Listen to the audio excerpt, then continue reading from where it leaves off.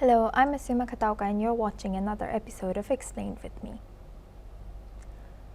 It was meant to be a routine moment in academic year defined by stress, deadlines, and final exams. Students were seated in a classroom at Brown University, reviewing material, taking notes, and preparing for the end of the semester.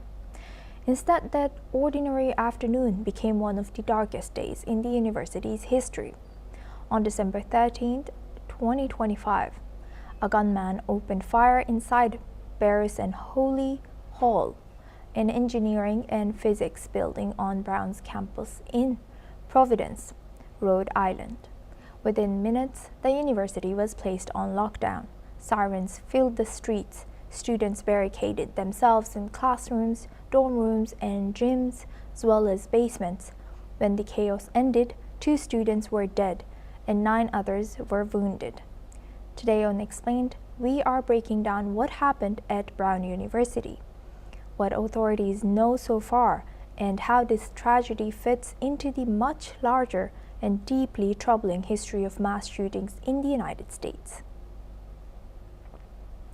The shooting began shortly after 4 p.m. local time during a final exam review session in a first-floor classroom.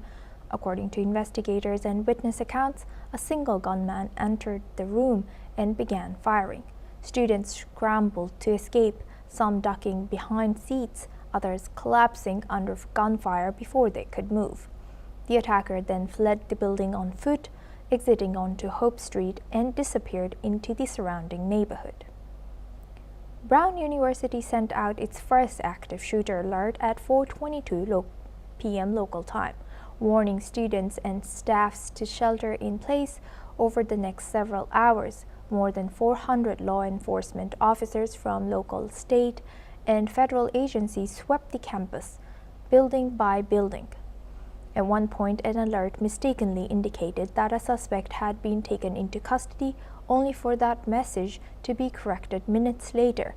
For students hiding in the dark, the uncertainty was agonizing. By Saturday night, officials confirmed the scale of the tragedy.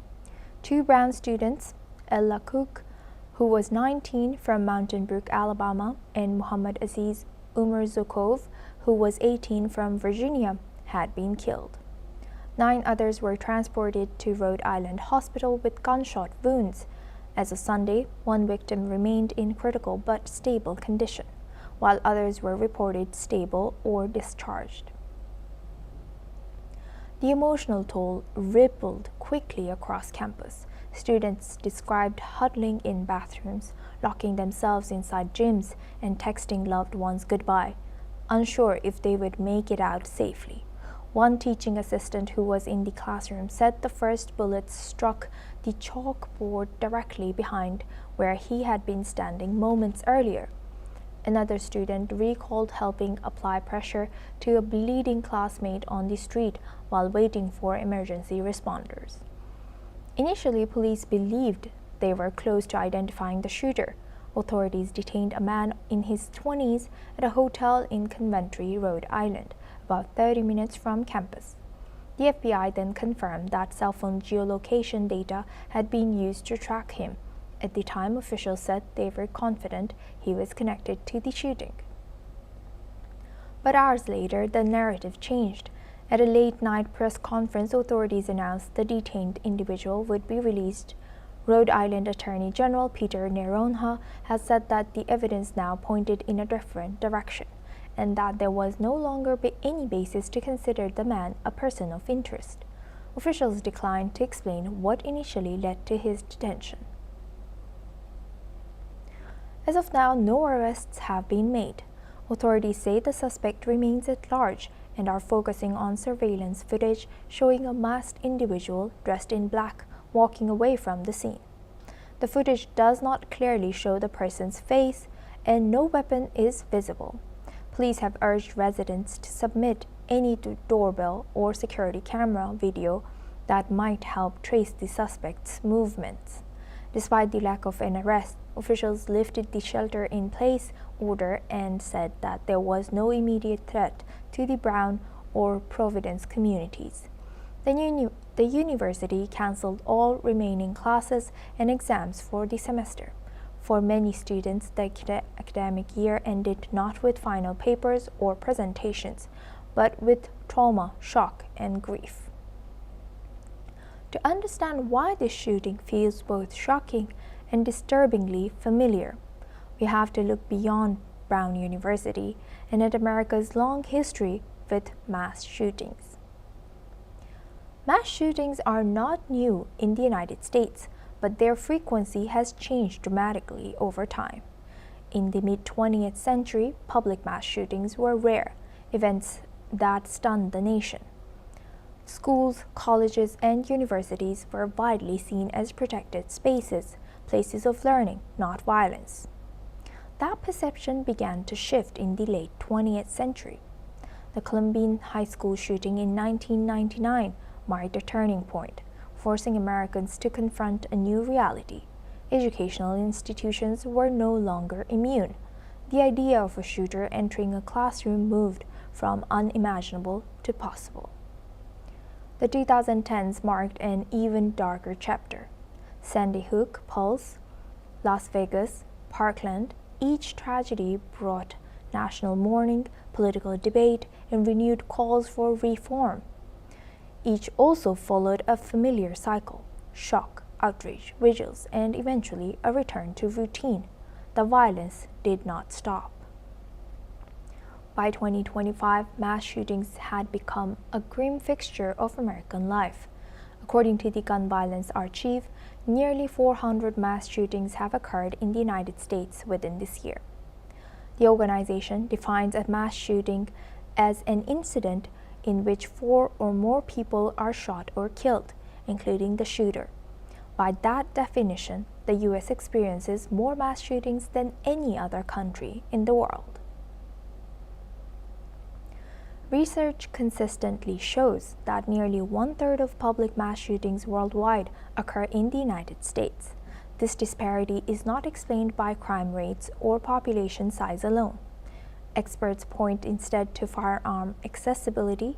The U.S. has more guns than people, along with inconsistent regulations that vary dramatically from state to state.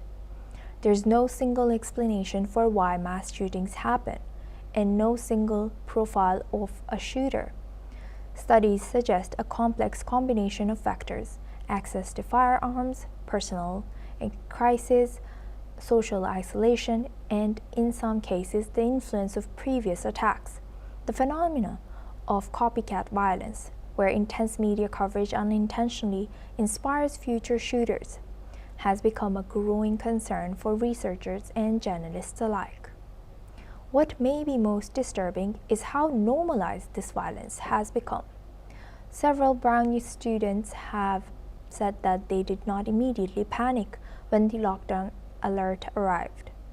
They had been through drills before. They knew what to do. Turn off the lights, stay quiet, stay away from the windows. For an entire generation of Americans, active shooter protocols are as familiar as fire drills once were. But normalization does not reduce the cost. At Brown University, a campus founded more than 250 years ago, 2 lives were lost during a moment devoted to learning. Families were shattered. Friends were left to carry a trauma of watching classmates bleed in front of them.